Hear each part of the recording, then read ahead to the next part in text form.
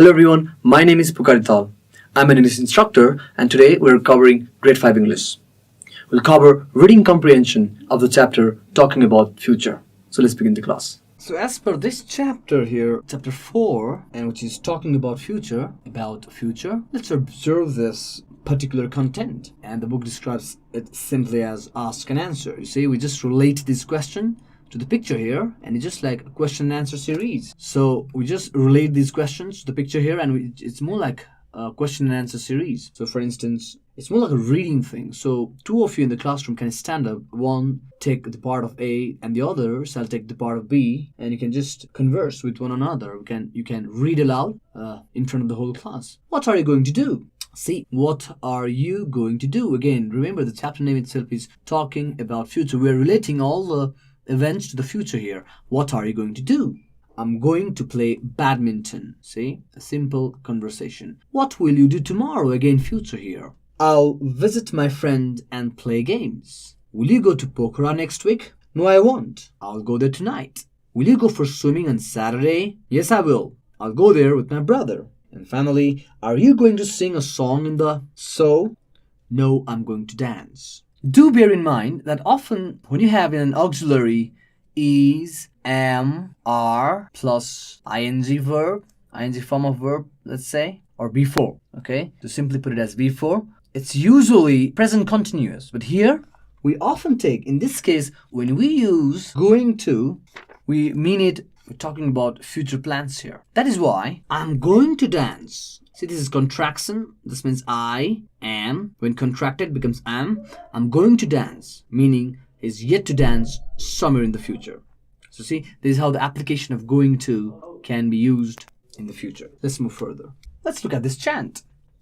First, let's observe the picture here. And maybe you can do the same in the classroom and just chant the following poem. We've joined together as classmates as the new year begins. A year full of learning while we become friends. We'll share and be kind as we work and play. And our friendship will grow with each passing day. A simple chant. You can just follow me after I've chanted this particular short poem. Okay? Now let's look at the comprehension passage here. Now the title to this comprehension passage is Three Big Fish. See, perhaps we can relate this to the picture here. Observe the picture right away. Three big fish. Now, I just wanted to define what do you see in the picture. Well, in this case, it's not in the next page. What do you see in the picture below? Let's say, not next page. I'm going to cut next page. This is in the book. What do you see in the picture below? Now, irrespective of what is written in the passage, I just want you to, in your classroom, write around one paragraph just describing what do you see in the picture. Just write what you see in the picture here. In one paragraph, write what you see in the picture. And of course, it's not necessary that it has to match the passage. Whatever you observe here in this, and don't show it to your friend, make sure you do not discuss about this. Let ideas come from you after observing the picture. What do you see here? Perhaps this is water, they're all fish, and three fish are highlighted. And look at the expression. Don't forget the expression. They look somewhat scared or very surprised or startled. And then write at least one sentence describing what you see in the picture. Okay, so this perhaps you can do this as a homework, or rather I would suggest you to do this in the classroom. Now let's read the passage. Once upon a time there lived three big fish in a lake. They were friends quite unlike one another, meaning they all were different. All three were different. One was wise.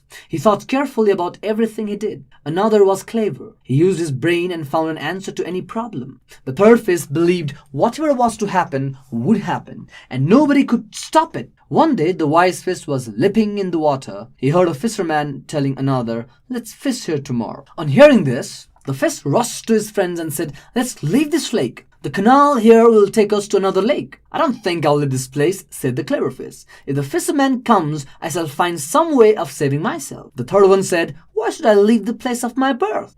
The wise fish left the lake through the canal. The fishermen came the next morning and cast their net. The two friends who had not left the lake were caught along with many other fish. The clever fish immediately pretended he was dead, meaning he acted like as if he was dead. The fishermen threw him back in the water and he swam away. See, a very clever fish. The third fish kept jumping up and down in the net until a fisherman killed him. Okay, rather a sad ending, but still it talks about three different friends. One was wise, one was clever, and one was the believer in providence, that whatever happens is unstoppable. It's bound to happen, and no one can help change it.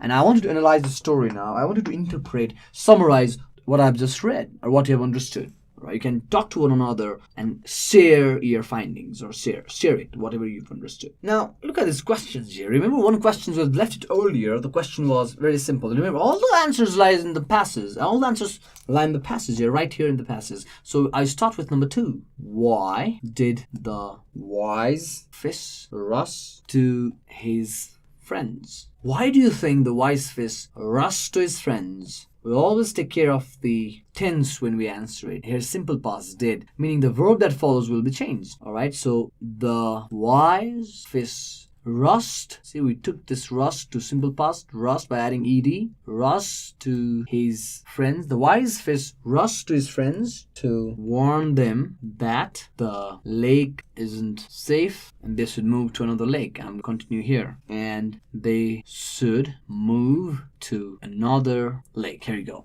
See, the wise fish rushed to his friends to warn them that the lake isn't safe and they should move to another lake. Now let's look at these questions now. How many big fish were there in the lake? There were 3 big fish in a lake. Very simple, isn't it? Remember, all the answers lie right in the passage. In what way were the fish unlike one another? The fish, it's asking about in what way were all these 3 fish different than one another. In what way were they different? Okay, I'm going to answer number 2 here. Okay, the 2 answer. The fish were unlike one another, as one was wise. He thought carefully about everything he did. Another one was clever. One was clever. Now, in what way was he clever? Then he used his brain and found a remedy to any problem. Finally, the third fish believed whatever was to happen. Let's continue in the next page. Would happen, and nobody could stop it. See, it's kind of lazy. I mean, you cannot rely on fate and leave everything. So the third fish was like that. Nobody could stop it. So in this manner, all these 3 fish were different. The fish were unlike one another, as one was wise. He thought carefully about everything he did. Another one was clever. He used his brain and found a remedy to any problem. Finally, the third fish believed whatever was to happen would happen, and nobody could stop it. See, in this way, 3 fish were different. Now, let's observe the next question. Who proposed that they should leave the lake? Of course, the wise fish proposed that they should leave the lake. How did the clever fish save itself? Remember, the answer lies in the bracket. You start from the clever fish. Remember, the verb is save here. Did is simple past, so take it to simple past. Add D here. The clever fish saved itself. How? You read the passage to get the answer. Okay, that's entirely up to you. Which fish did the fisherman kill? The fisherman, again, did is here. Alright, you add ed after kill. The fisherman killed the third fish. So among these 3 friends, the third fish sadly dies. So that's how you can do the question answers, which you obviously can do at home. Now let's move further. Now, I want you to observe this. Match the following that we have. Match the words with the meanings. So for this, you have to have a dictionary next to you, and then you can do the match the following. This would be your homework, all right? So of course you can go for digital dictionary. These days we have mobile or tablet or anything. You can use the digital dictionary and do this. Canal. So what is canal? All right, what do you think is canal? And as you match the following, do not crisscross like this. Rather, right here, canal. The ruler, draw a straight line and write waterway. Okay, so in this manner you can find the meaning of pretended, cost, unlike, wise, brain, and leaping. Okay, now this is in simple past form. Just look for the word pretend in the dictionary. Now let's move further. Now, word power. Where do we enjoy these holiday activities? Write them under suitable headings.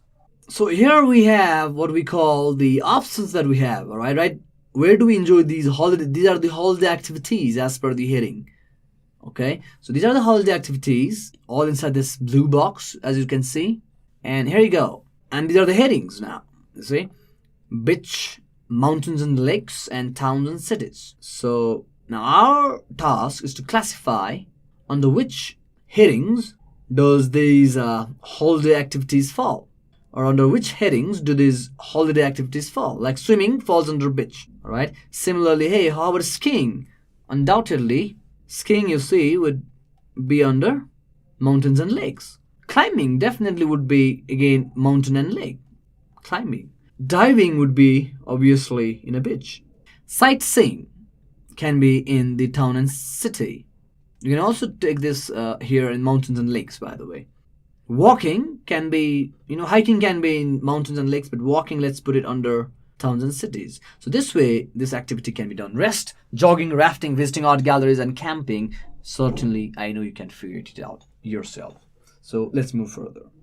Now, this is again a reading task here, right? The activities that you most do. So this is one of the, before I begin this is one of the homework which you should be doing, all right? Write the activities that you mostly do in your house. What are the activities? It's more like a journal writing, all right? You can do it in a wonderful A4 size paper.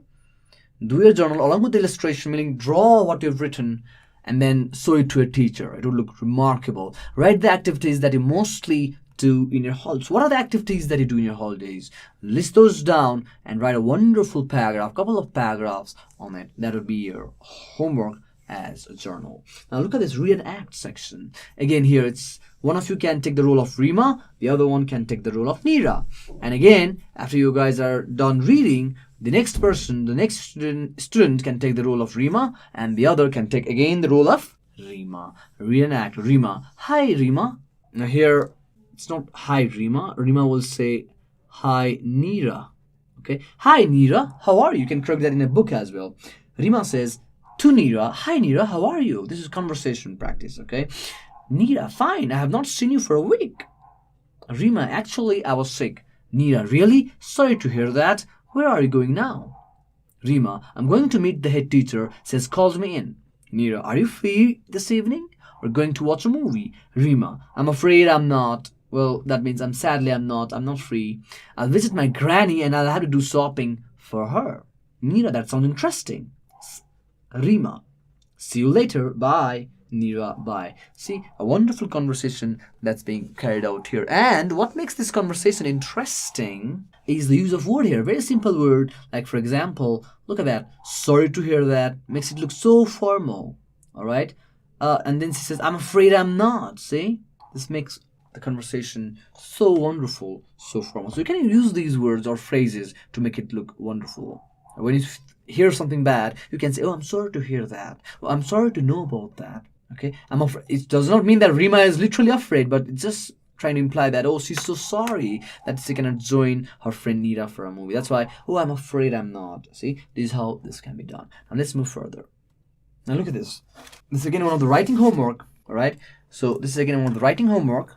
Now, read the plans of Mr. Deb for Saturday and write similar plans for yourself. So it's Mr. Deb's plan on Saturday, okay? And after reading this, you're making a plan for yourself. I want you to write a couple of paragraphs on it, all right? However, you can write a couple of paragraphs on it, just one paragraph here, but you can write a couple of paragraphs here. On Saturday, Mr. Deb is going to meet his friend in the morning. He will stay there for 2 hours. He will talk to him about his new business. After that, he will meet his secretary at 10:30. They will type some letters. He will take his lunch in Hilltop Restaurant. In the evening, he'll attend a party. He's going to meet many friends there. Now, when you write yourself, see, it's too short, but it gives you a brief idea of how it can be written. For us to give a title, of course, make sure that you write at least a couple of paragraphs and give a title to your work. All right. Okay. Saturday plan, let's say, or maybe there are some wonderful plans. Or cricket plan, you plan to play cricket, or study time, you want to study the whole day, or library time, you want to pay a visit to a library, you want to go to a library. It could be anything. Provide a title and then begin your journal. All right. So this is how this writing task can be done. So this you can do it as a homework, and also those preceding writings and exercises which you can do as homework. Thank you very much, and if you have any queries, feel free to email us at learning@deerwalk.edu.np. Thank you so much.